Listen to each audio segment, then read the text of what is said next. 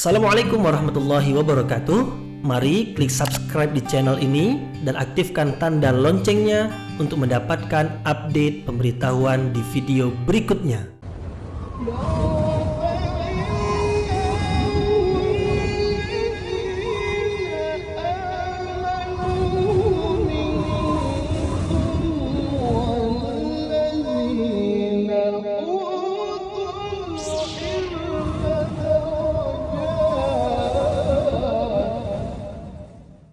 A'udzu billahi minasyaitonir rajim. Bismillahirrahmanirrahim. Assalamualaikum warahmatullahi wabarakatuh.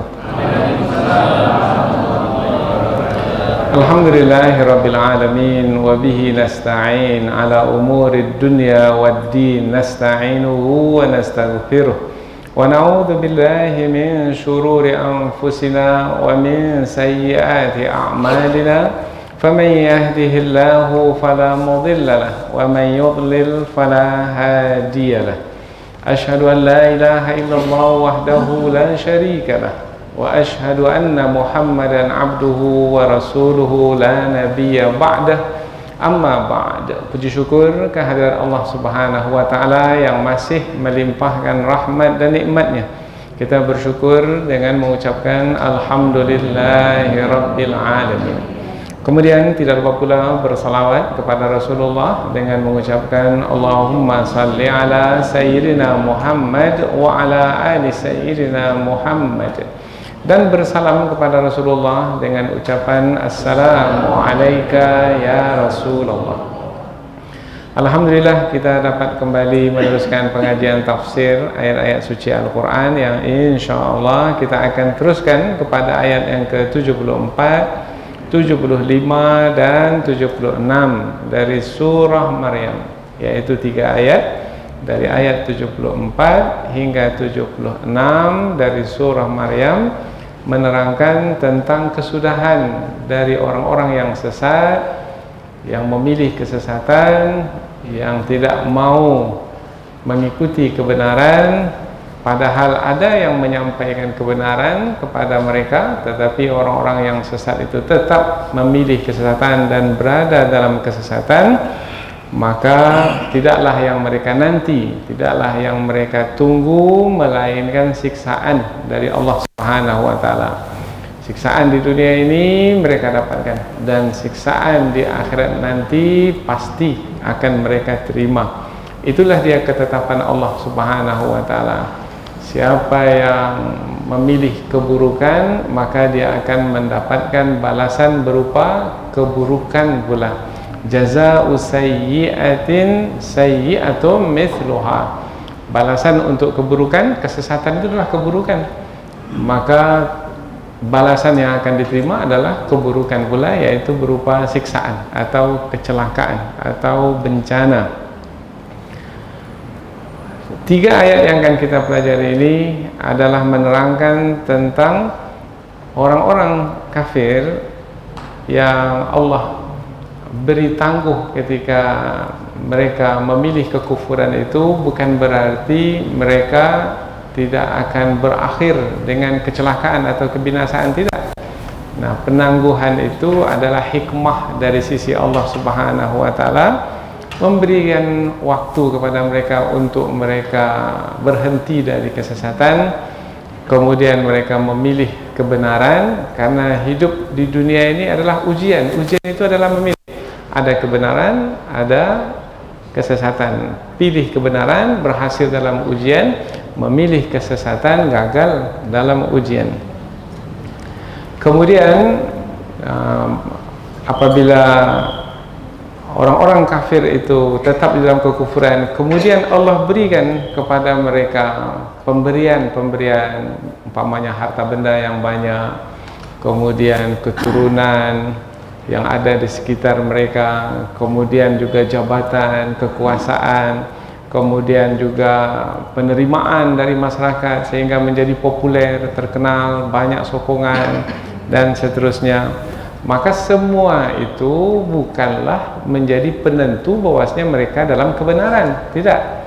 Pemberian-pemberian Allah Subhanahu wa taala kepada orang-orang kafir atau kepada orang-orang yang sesat, pemberian-pemberian tersebut adalah sebagai tanda kasih Allah kepada mereka, supaya mereka sadar, supaya mereka memandang bahwasanya semua yang mereka terima itu bukan dari diri mereka sebenarnya, tetapi dari pencipta dan pengatur alam semesta ini. Mudah-mudahan mereka menjadi beriman kepada Allah. Tetapi apabila tetap terus memilih kesesatan dan tidak menggunakan akal fikiran, maka tidaklah yang mereka tunggu, tidaklah yang mereka nanti, melainkan adalah kebinasaan. Dan apabila sebelumnya mereka kekayaan, tak ada memiliki kekayaan, tak ada gunanya kekayaan yang banyak itu apabila Allah sudah menetapkan siksaan. Apabila memiliki kekuasaan yang tinggi, yang kuat, hebat umpamanya, tak ada maknanya kekuasaan yang hebat itu apabila siksaan itu telah tiba. Umpamanya kisah Fir'aun pada masa dahulu. Bagaimana kesudahan Fir'aun apabila sampai masanya? Allah menetapkan siksaan ke atasnya, Allah benamkan ia ke dalam laut. Nah, apakah berguna baginya harta benda yang banyak itu? Apakah kekuasaannya menghalangnya dari siksaan Allah? Tidak. Maka bukanlah kekayaan, kekuasaan itu sebagai penentu seseorang itu dalam kebenaran. Tidak. Penentu seseorang itu dalam kebenaran adalah yang dipercayai oleh seseorang itu sesuai dengan syariat yang dibawa oleh Rasul yang diutus oleh Allah atau tidak. Kalau sesuai, itulah dia yang benar sebenarnya. Kalau tidak sesuai, seperti Fir'aun dahulu, malah menentang syariat yang dibawa oleh Rasul yang diutus. Siapa Rasul yang diutus kepada Fir'aun dahulu? Nabi Musa alaihi salam, yang Allah kuatkan dengan Nabi Harun alaihi salam. Bahkan Fir'aun memilih untuk menentang, memusuhi Nabi Musa alaihi salam. Maka kesudahannya adalah Allah beri tangguh awalnya kepada Fir'aun, tetapi sampai masanya ketetapan Allah diberlakukan bahwasanya Fir'aun dicelakakan, yaitu dalam ditenggelamkan di dalam laut merah. Nah, pada masa yang sama, karena laut itu dibelahkan, Nabi Musa menempuh jalan dari laut yang terbelah itu, dan Nabi Musa sampai selamat ke seberang. Tetapi Fir'aun masih lagi di tengah laut, maka laut itu dibuat kembali bertaut, maka tenggelamlah Fir'aun dengan tentara-tentaranya. Itu di dunia. Di akhirat bagaimana? Pasti di akhirat akan disiksa di dalam neraka. Dan itu adalah ketetapan Allah Subhanahu wa taala. Nah, kalau kita kaitkan dengan ayat sebelum ini, orang kafir itu berbangga dengan kekayaannya, bahkan menghinakan dan merendahkan orang-orang beriman. Nah, bagaimana kesudahannya? Kalau pada akhirnya dicelakakan, apa maknanya kebanggaan itu? Apa maknanya keangkuhan dan kesombongan itu kalau pada akhirnya adalah kecelakaan dan kebinasaan? Jelas sudah penyampaian dari sisi Allah, maka orang yang mendapat petunjuk akan bertambah keimanan mereka sehingga lebih kokoh lagi dari mengikuti petunjuk. Nah, karena ayat ini adalah ayat yang berkaitan dengan sunnatullah. Ini diberlakukan pada masa dahulu dan sedang berlaku pada masa sekarang. Kita lihat saja nanti kesudahannya. Dan ini akan terus diberlakukan oleh Allah, karena sunnatullah itu adalah aturan tetap Allah yang tidak akan pernah berubah selama-lamanya. Orang yang sombong dahulu dibinasakan, orang yang sombong sekarang pun akan dibinasakan. Istikbaran fil ardi, kesombongan di muka bumi, wa makr sayyi, dan melakukan rencana yang jahat terhadap orang-orang beriman. Wala yahiqul makru sayyi'u illa bi ahli, tidaklah rencana jahat itu melainkan kembali padahnya atau buruknya akibatnya kepada orang yang merencanakan itu sendiri. Jadi kalau ada merencanakan jahat terhadap orang-orang beriman, bukan orang-orang beriman itu yang akan terkena akibatnya, tidak. Orang yang merencanakan itu sendiri. Itu adalah sunnatullah. falan tajida li sunnatillahi tabdila walan tajida li sunnatillahi tahwila. Sekali-kali kamu tidak akan pernah menjumpai sunnatullah itu akan berganti, dan tidak akan pernah menjumpai sunnatullah itu akan menyimpang. Makna menyimpang, siapa yang buat, dia yang dapat, tidak beralih kepada yang lain, karena Allah maha mengetahui siapa yang melakukan kejahatan itu. Maka orang-orang beriman yang telah mengikuti petunjuk, bertambah kekuatan mereka dalam mengikuti petunjuk. Maka orang-orang beriman yang mereka fikirkan adalah bagaimana mereka mendapatkan balasan kebaikan di hari akhirat, hari yang kekal dan abadi. Maka orang-orang beriman menyibukkan diri dengan al-baqiyatus salihat, yaitu amal-amal saleh yang balasannya akan terus mereka dapatkan hingga ke hari akhirat. Dan itulah sebaik-baik balasan, yang terbaik di sisi Allah, dan sebaik-baik kesudahan.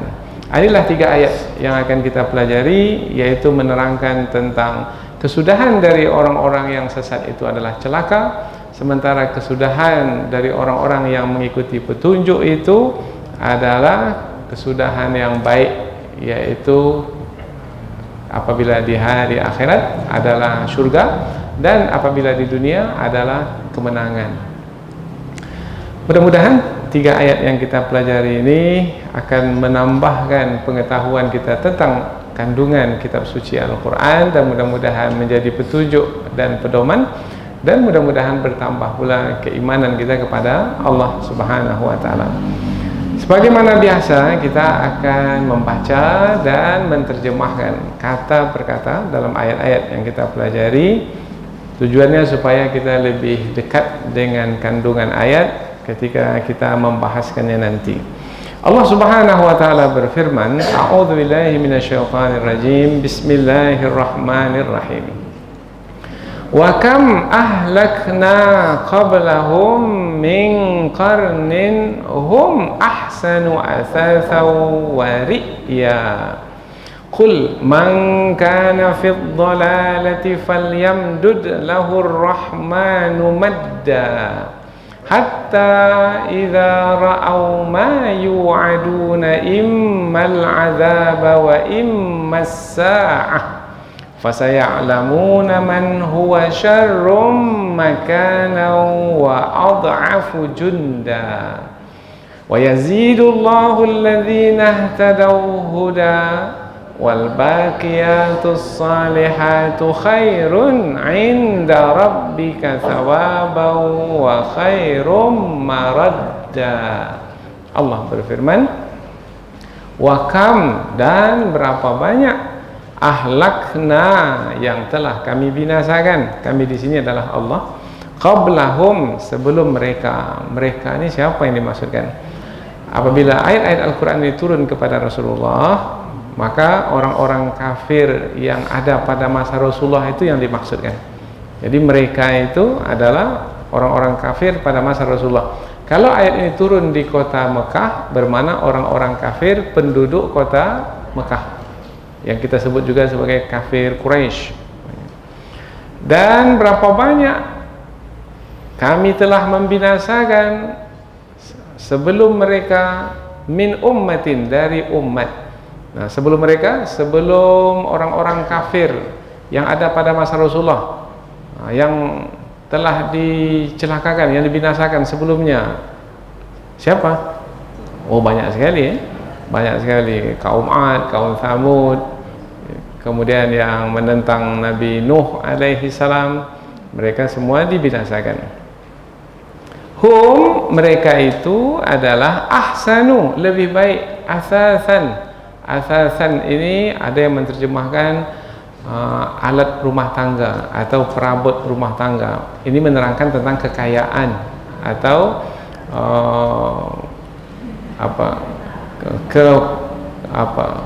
kemewahan yang dimiliki. Wari'ya, dan lebih indah penampilannya. Ri'ya ini bentuk rupa, kemudian pakaian yang dipakai, kenderaan yang digunakan, sehingga lebih menarik perhatian. Ri'ya ini dari kata ru'yah, penglihatan, sehingga ketika dilihat, wah sangat, kalau yang laki-lakinya gagah sekali, kalau yang perempuannya cantik sekali. Nah, kita sambung dahulu. Kul, katakanlah, man kana, siapa yang fid dalalati, adalah dia di dalam kesesatan, dia tetap dalam kesesatan, tak mau keluar dari kesesatan itu, falyamdud, maka memberikan tangguh atau memanjangkan. Ar-Rahman lahu, baginya, maka Allah yang Maha Pengasih memanjangkan baginya madda, tempoh. Madda ini tempoh yang panjang, mad. Nah, kalau kita baca Quran, mad berarti panjang. Mad apa? Mad tabi'i, mad lazim, mutaqqal kilmi. Mad itu panjang. Dipanjangkan tempohnya. Jadi orang kafir yang dalam kesesatan itu Allah panjangkan tempohnya. Umur 80-90 tak mati-mati juga. Nah, itu maksud dari Allah panjangkan tempoh umurnya. Kalau kekuasaannya begitu juga. Hatta, sehingga idza, apabila ra'au, mereka melihat ma yu'aduna, apa-apa yang dijanjikan kepada mereka, immal adab, baik itu adab, wa immas sa'ah, ataupun kiamat. Jadi ada dua yang dijanjikan. Azab, siksaan, berarti di dunia. Kiamat berarti siksaan di akhirat. Itu adalah yang dijanjikan. Pasti orang yang sesat itu pasti akan disiksa. Fasaya'lamuna, maka mereka akan mengetahui, man huwa, siapa dia, syarrun, yang lebih buruk, makanan, tempat kediamannya, wa ad'afu, dan lebih lemah, junda, penolongnya. Barulah ketika itu tahu. Setelah disiksa, barulah tahu. Seperti Fir'aun ketika ditenggelamkan di dalam laut, barulah tahu ketika itu. Rupanya buruk sekali kediaman Fir'aun itu, yaitu ditenggelamkan di dasar laut. Tadinya di darat, di istana. Sekarang kalau sampai masanya di dalam laut, dibenamkan. Kemudian lemah sekali, tak ada siapa yang bisa menolong.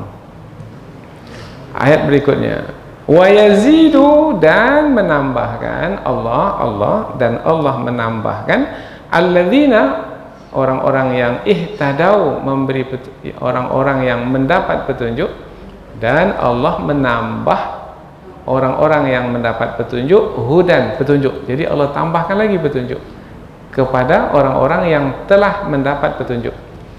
Apa maksudnya itu? Nanti kita bahas. Wal baqiyatu, dan amal-amal yang berterusan, as-salihat, yaitu yang soleh, amal-amal yang berterusan kebaikannya, bukan hanya dinikmati ketika di dunia saja, tetapi ketika di alam kubur menikmati amal tersebut, ketika berbangkit, ketika di hari akhirat tetap juga mendapatkan kebaikan dari amal-amal tersebut. Nanti kita akan sebutkan apa dia yang dimasukkan dengan al-baqiyatus salihat. Khairun, itu adalah lebih baik, inda rabbika, di sisi Tuhanmu. Jadi untuk apa berbangga dengan kekayaan yang dimiliki? Mengapa mesti berbangga dengan kekuasaan yang sampai masanya Allah akan cabut kembali? Sawaban, sebagai balasan, wa khairun, dan sebaik-baik amal-amal soleh yang terus kita dapatkan kebaikannya itu adalah lebih baik, maradda, kesudahannya. Nah, jadi orang-orang beriman tidak akan terkagum-kagum sehingga tertipu oleh orang-orang kafir yang memiliki kekayaan yang banyak berlimpah itu. Jadi apabila mereka dihina oleh orang-orang kafir, karena ayat sebelum ini kan orang-orang kafir menghina orang-orang beriman, kamilah yang lebih banyak harta benda, orang-orang beriman ini orang-orang fakir, orang-orang miskin. Nah, maka tak usahlah membalasnya. Apa sebab? Sebab kesudahan orang yang angkuh, yang sombong itu adalah kecelakaan di dunia ataupun di akhirat. Baik, semakin jelas 3 ayat yang kita pelajari ini dan kaitannya dengan ayat yang sebelumnya. Kita baca terjemahan langsung terlebih dahulu, kemudian barulah kita pindah ke tafsir. Dan berapa banyak dari umat sebelum mereka yang telah kami binasakan. Mereka adalah yang lebih baik alat rumah tangganya atau kekayaannya, kemewahannya, dan lebih baik penampilannya. Katakanlah, barang siapa yang berada dalam kesesatan, maka Allah yang Maha Pengasih memberikan tempoh yang panjang baginya, sehingga selama-lamanya, tidak ada batasnya, sehingga apabila mereka melihat apa yang dijanjikan kepada mereka, yaitu adapun atau baik itu azab ataupun kiamat, maka mereka akan mengetahui siapa yang paling buruk tempat kediamannya dan siapa yang paling lemah penolongnya. Dan Allah menambahkan kepada orang-orang yang telah mendapat petunjuk lagi, dan amal-amal saleh yang berkekalan kebaikannya lebih baik di sisi Tuhanmu sebagai balasan dan lebih baik kesudahannya. Inilah dia 3 ayat yang akan kita pelajari, yaitu 3 ayat yang menerangkan tentang kesudahan dari orang-orang yang sesat, orang-orang yang kafir, orang-orang yang angkuh, yang menyombongkan diri. Kesudahan mereka adalah kecelakaan, yaitu berupa siksaan di dunia ini dan juga di akhirat nanti. Dan itu adalah sunnatullah, ketetapan Allah, dan Allah menjadikannya sebagai janji, ancaman yang pasti akan ditunaikan, cepat atau lambat. Tapi kita orang-orang beriman ini kadang-kadang mau cepat itu berlaku, kata seorang kafir itu. Kalau bisa hari ini juga. Tetapi Allah Subhanahu wa taala punya kehendak yang menetapkan dengan kehendaknya itu kapan atau bila waktu yang sesuai untuk memberlakukan siksaannya itu. Karena hidup ini adalah sebagai ujian. Jadi kalau setiap orang yang sesat, yang angkuh, yang sombong itu Allah binasakan, tak jadi ujian. Karena yang akan tersisa itulah orang baik-baik saja. Tak ada ujian dari orang yang buruk, orang yang membenci orang-orang beriman. Sementara orang-orang yang sesat, orang-orang yang membenci orang-orang beriman itu adalah ujian bagi orang-orang beriman dalam membuktikan keimanan mereka. Yaitu penentang para rasul itu, pembenci para rasul itu, yang memusuhi para rasul itu adalah ujian bagi rasul. Jadi rasul itu diuji dengan para pembenci itu, para pendengki itu. Rasul dengan kesabaran, dengan tetap pendirian, dengan kesungguhan, tidak terpancing, dengan membalas keburukan dengan keburukan, maka para nabi dan rasul itu adalah contoh terbaik dari orang-orang yang berhasil dalam menjalani ujian. Pada hari ini kita juga begitu, pasti kita akan diuji juga. Kita memberikan kebaikan, tetapi malah kebaikan yang kita berikan dibalas dengan keburukan. Kira-kira sabar atau tidak? Bukan sekali 2 kali, bukan sehari 2 hari, bukan setahun 2 tahun. Sabar tidak dengan tetangga yang seperti itu? Sabar tidak dengan teman yang seperti itu? Sabar tidak dengan orang-orang yang di sekitar kita yang seperti itu? Mengapalah seperti ini orang-orang? Ya, kalau mau orang-orang yang baik-baik nanti dalam surga. Kalau di dalam surga nanti semua yang ada di sekitar kita itu adalah orang-orang baik-baik. Ucapan yang kita dengar, ucapan yang baik-baik, yang menyenangkan, yang membahagiakan.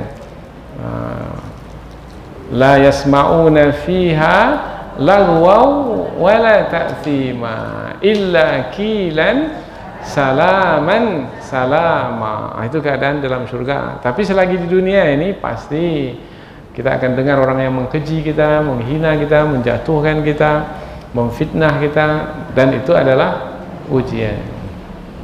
Seperti yang berlaku kata seorang orang beriman, mereka dikeji, dihina oleh orang-orang kafir. Yaitu orang-orang kafir menyombongkan diri di hadapan mereka, disebabkan karena kekufuran mereka.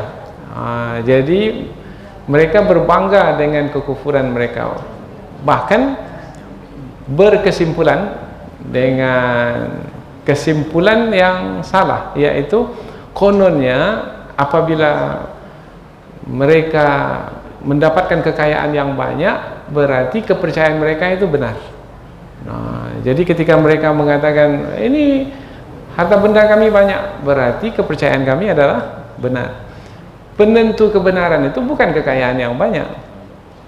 Penentu kebenaran itu bukan kekuasaan, bukan, kalau pada hari ini, bukan subscribersnya yang banyak atau followersnya yang ramai.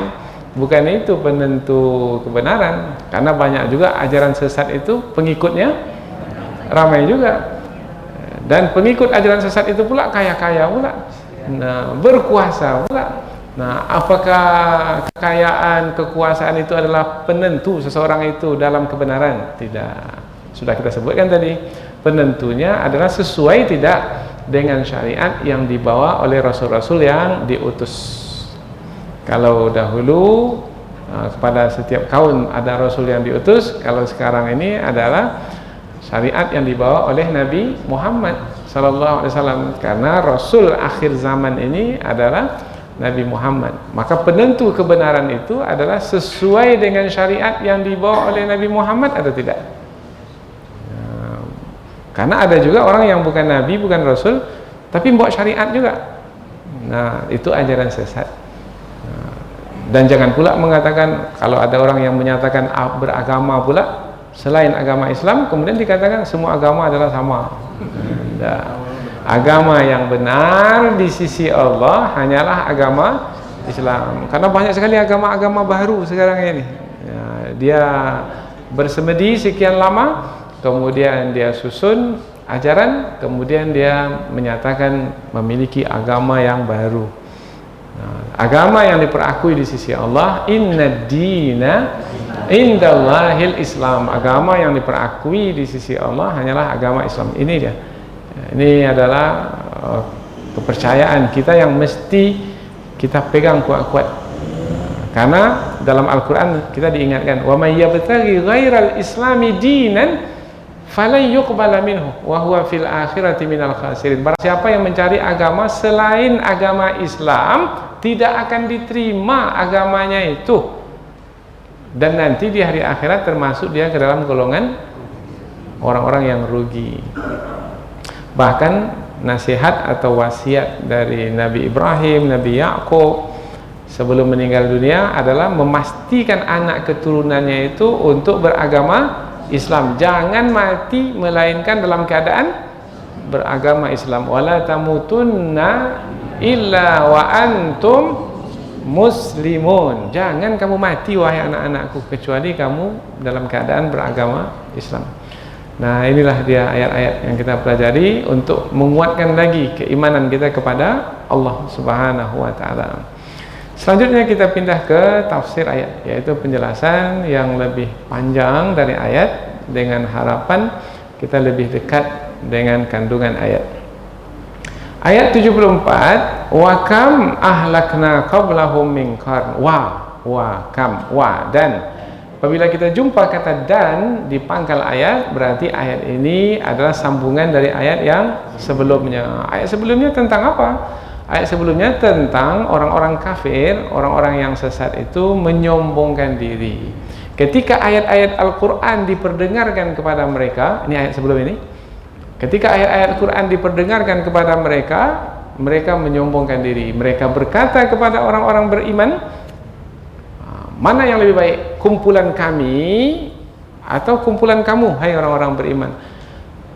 Kumpulan kami adalah orang-orang yang memiliki kekayaan yang banyak. Kumpulan kamu banyak orang-orang miskin. Bilal bin Rabah miskin, hamba sahaya. Nah, kemudian dari kalangan mereka ini adalah bangsawan. Mereka adalah orang-orang yang kaya raya, para pedagang, saudagar. Nah, jadi mereka menyampaikan kepada orang-orang beriman bahwasanya yang benar itu kami, karena kami kaya raya. Kalau kami tidak benar, tentulah kami miskin. Jadi cara berfikirnya itu adalah yang benar itu yang kaya. Kalau miskin berarti sesat, berarti tak benar. Maka untuk menjawab ayat itu adalah pandangan yang salah. Nah, maka untuk menjawab ayat itu, ini ayat yang kita pelajari, yaitu berapa banyak umat-umat terdahulu yang lebih kaya-kaya daripada kamu, wahai orang-orang kafir Quraisy, yang lebih hebat-hebat dari kamu, wahai orang kafir Quraisy. Bagaimana kesudahan mereka? Binasa. Maka apakah kekayaan itu yang menentukan bahwasanya kamu itu berada dalam kebenaran? Kira-kira ayatnya begitulah. Jadi ayat ini sebagai jawaban. Jadi ayat ini diawali dengan wa, sambungan, bermakna sebagai jawaban dari apa yang disampaikan. Itu pernyataan yang disampaikan oleh orang-orang kafir yang menyombongkan diri di ayat yang sebelumnya. Jadi ayat ini sambung bersambung ya. Itu kalau kita tahu kandungan maknanya, maka kita tak mau berhenti dalam membaca ayat. Karena selepas ini apa lagi nih? Selepas ini apa lagi nih? Nah, karena ayat ini terus saja bersambung dia kepada yang berikutnya. Antara yang sebelumnya dengan yang sesudahnya itu sangat kuat sekali, sehingga dikatakan seperti rantai kalung. Kalau sudah disambung kalung itu dan tergantung di leher, mana pangkalnya, mana ujungnya, tak nampak. Nah, tak nampak pangkal mana ujungnya. Begitu juga ayat Al-Quran ini bersambung. Jangan dikatakan pangkalnya Al-Fatihah, ujungnya An-Nas. Tidak, sebab An-Nas itu bersambung lagi dengan Al-Fatihah. Jadi dia satu kesatuan. Dan kam, berapa banyak? Berapa ini bukan untuk bertanya berapa, untuk bertanya jumlah, bukan. Ini kam di sini kam khabariyah, yaitu kam yang dipakai untuk menerangkan banyak, bahwasanya umat-umat yang dibinasakan dahulu itu bukan satu dua umat, banyak umat yang dibinasakan disebabkan karena kekufuran mereka. Silahkan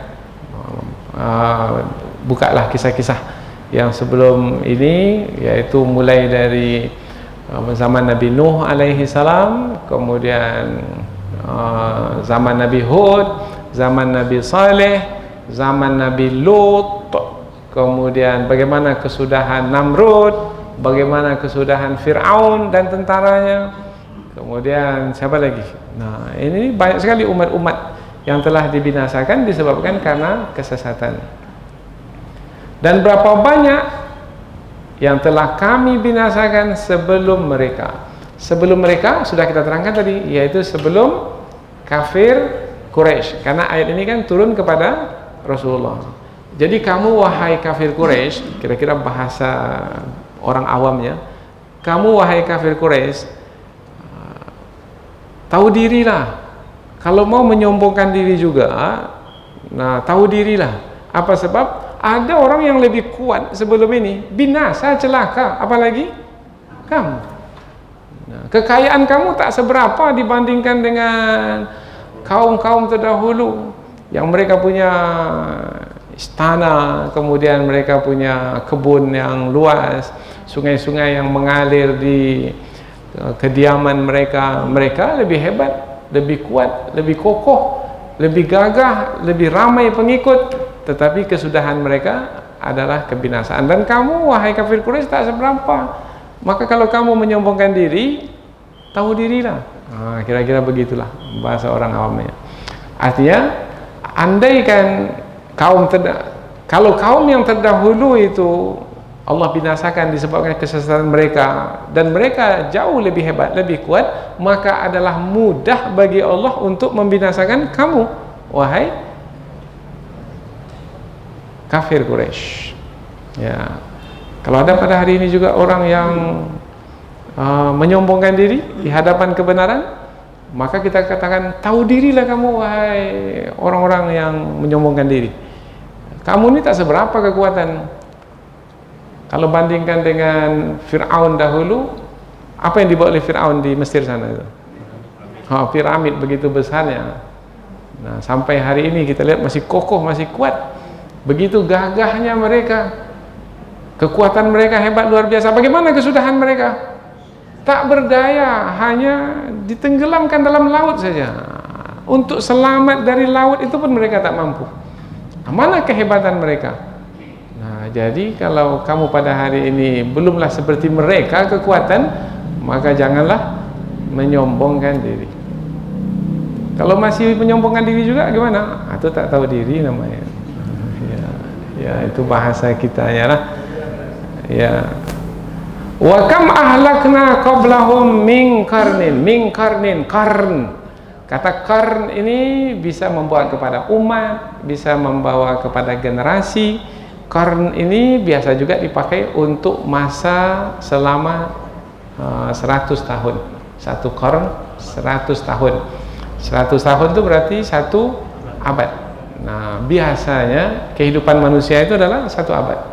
1 abad itu udah paling panjang itu. Nah, biasanya kalau udah 1 abad 100 itu biasanya datuknya ada, anaknya ada, cucunya pun ada itu sekali. Kalau 100 tahun ada bercicit itu. Nah, kalau udah 100 bermakna sudah terkumpul 3 generasi. Nah, tapi kata qarn ini biasa dipakai kepada umat juga, kepada generasi atau kepada abad 100 tahun.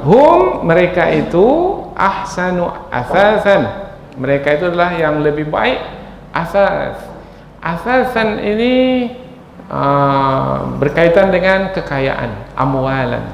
Juga berkaitan dengan fasilitas kemudahan. Kalau untuk kediaman apa? Rumah. Kalau untuk kenderaan, kalau pada masa dahulu binatang ternak, kuda umpamanya, unta. Kalau masa sekarang mungkin kenderaan roda 4, pesawat pribadi, jet pribadi, helikopter, apa lagi, kapal pesiar, ya. Silakanlah punya itu. Orang-orang terdahulu lebih kaya raya dari kita pada hari ini, dan mereka dibinasakan. Maka yang sombong pada hari ini sekaya apapun juga akan dibinasakan. Wari'ya, dan lebih baik penampilannya. Siapa dulu yang lebih baik penampilannya? Yang jubahnya itu tenunan dari emas, berbenangkan emas, kemudian bertatahkan batu permata, intan berlian, sehingga ketika dia keluar dengan baju kemegahannya itu, maka orang-orang yang berada di sekitarnya mengkaguminya dengan mengatakan, kalaulah kita dapat baju yang seperti itu, kan bagus sekali. Ya laitana mislama utia Qarun. Alangkah beruntungnya kalau kita diberi baju seperti baju yang dipakai oleh Qarun itu. Qarun kekayaannya luar biasa, yaitu kunci gudangnya saja latanu bil usbati ulil quwwah. Ini ayat Al-Quran menyebutnya. Kunci gudangnya saja tidak mampu dipikul oleh orang yang punya kekuatan hebat sekalipun. Tak bisa memikulnya, karena dulu pakai kunci gudang, kuncinya besar. Nah, berarti banyak kuncinya karena banyak isi di dalamnya. Kalau sekarang ini nomor rekeningnya banyak, ada kartu ATM bank inilah, bank inilah, bank inilah, tapi entah berisi entah enggak. Nah, tetapi Qarun itu penuh isinya itu. Istana Qarun itu berapa banyak bilangan kamarnya? 360 kamar. Istana Qarun. Berarti kalau 360 kamar, 1 tahun itu 365 hari, bermakna menghuni 1 kamar itu 1 hari. Malam besok kamar 1 lagi, malam besok kamar 1 lagi, kembali ke kamar itu tahun depan lagi. Begitulah banyaknya kamar yang dimiliki oleh Qarun. Istananya besar. Tapi bagaimana kesudahan Qarun?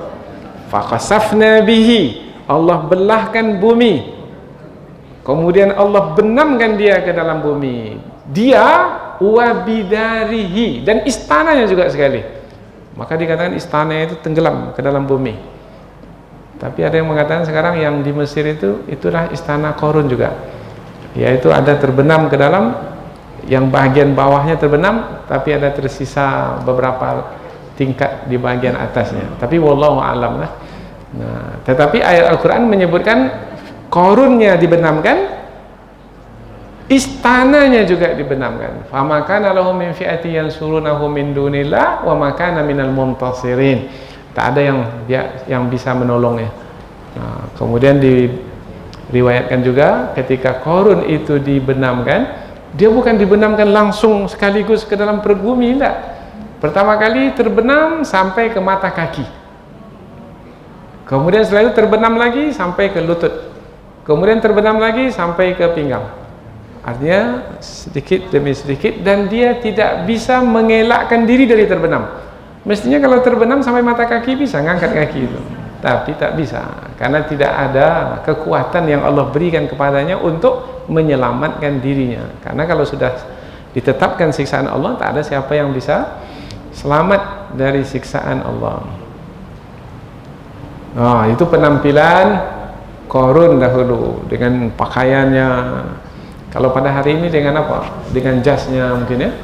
Nah, mungkin dengan apa lagi? Dasi, tali leher, tie, ya. Apalagi pakai songkok, topi, apa lagi? Nah, itu penampilan. Tapi penampilan itu tidak bertahan lama. Apabila sampai masanya, ini ayat berikutnya nanti yang akan menerangkannya. Sampai masanya, habis sudah. Ya, karena kesudahan dari orang yang menyombongkan diri itu adalah kebinasaan. Kul, katakanlah hai Muhammad, ini dia, katakan kepada mereka, ini yang sebenarnya, yaitu mangkana fid dalalati, siapa yang berada dalam kesesatan, falyamdud lahur rahmanu madda, maka Allah yang maha pengasih memberikan tempoh yang panjang kepadanya. Panjangnya tempoh itu berapa? Nah, itu Allah lah yang menentukan. Kalau Namrud dahulu sampai 200 tahun dia berkuasa, 200 tahun. Kalau pada hari ini kadang-kadang 1 periode, kemudian tambah 1 periode lagi. Tapi kalau Namrud dahulu 200 tahun. Berapa periode itu?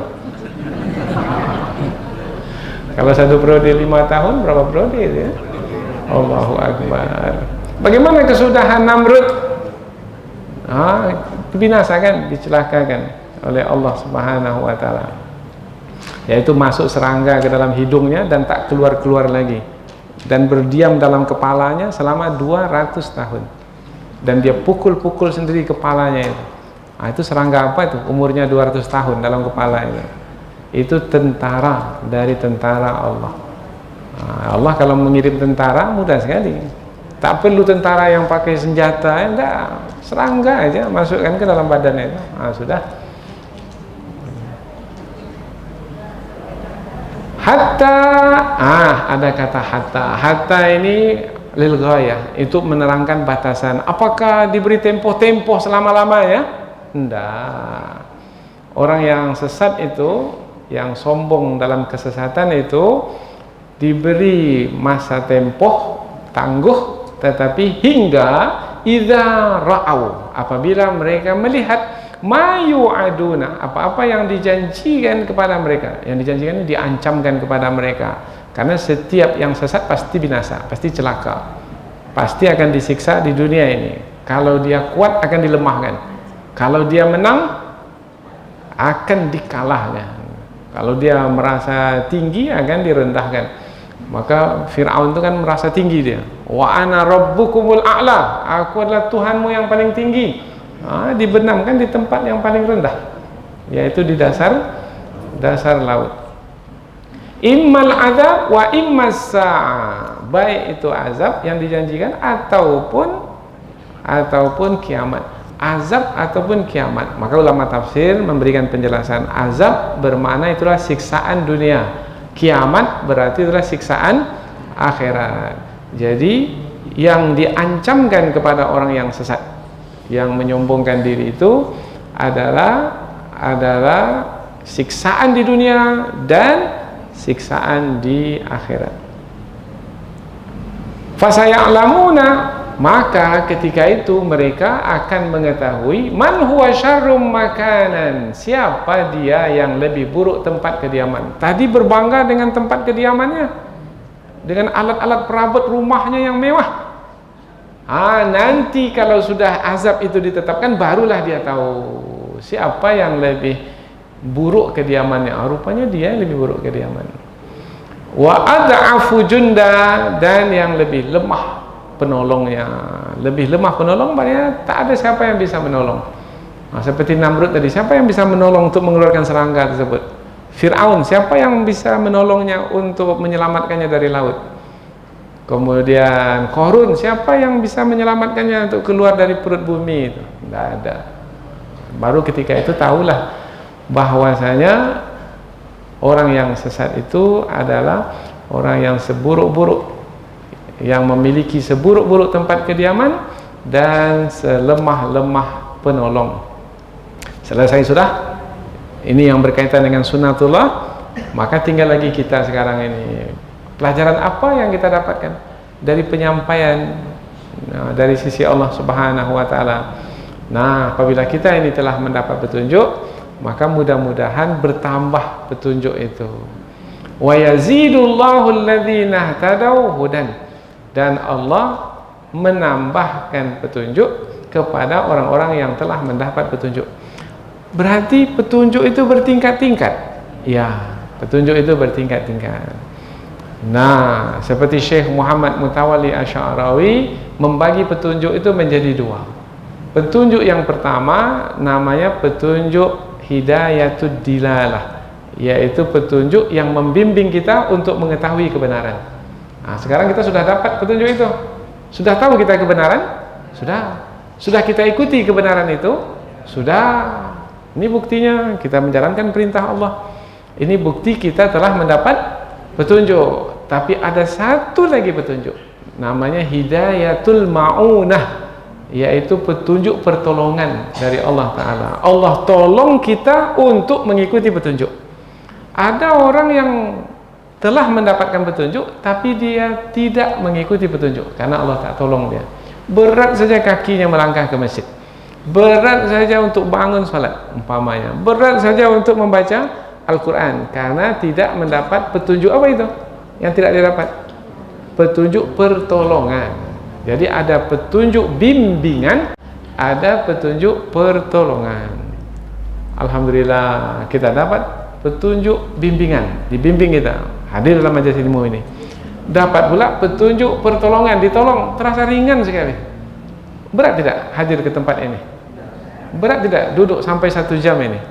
Berat tidak setiap malam seperti ini? Anda, apa sebab? Sebab boleh jadi kita telah mendapatkan petunjuk apa? Pertolongan.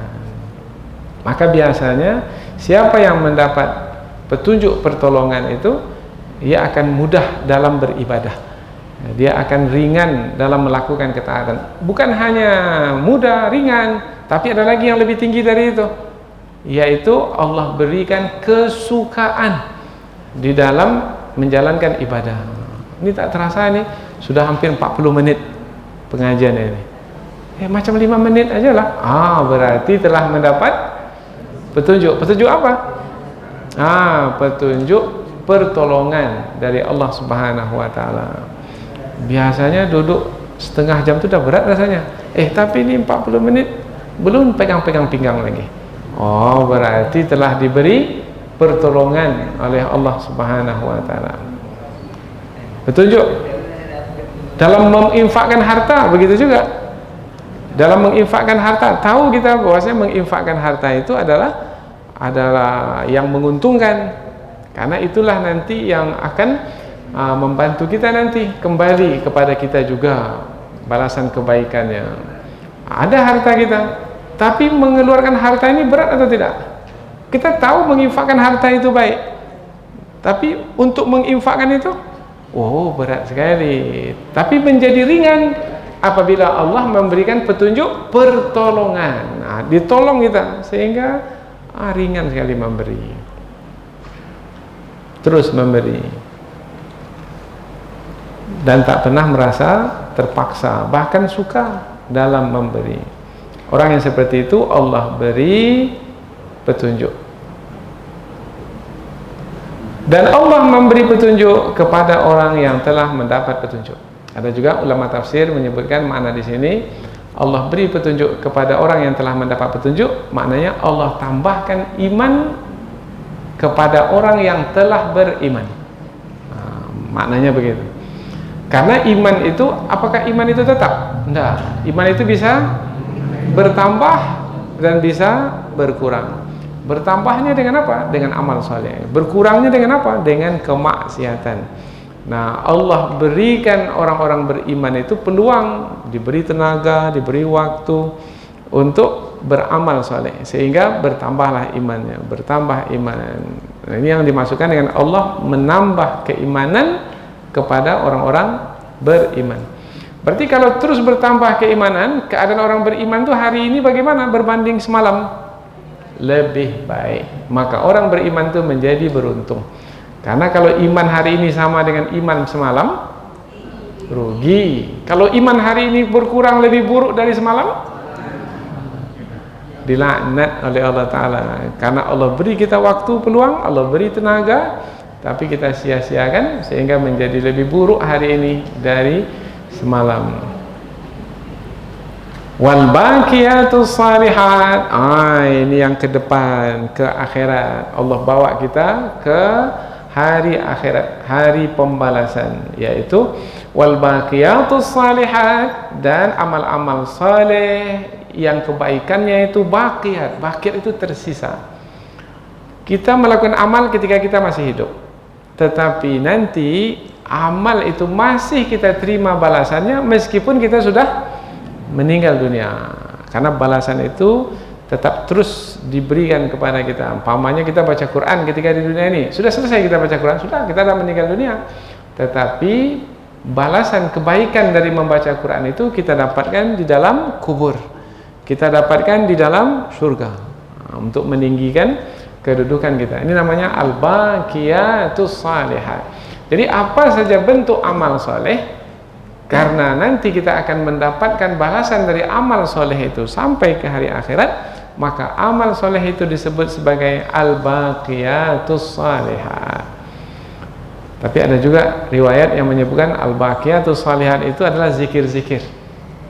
Ini sudah pernah kita bahas rasanya dahulu di surah Al-Kahfi, yaitu subhanallah walhamdulillah wala ilaha illallah wallahu akbar. Ini adalah al-baqiyatus shalihat, yaitu zikir yang ada pahalanya.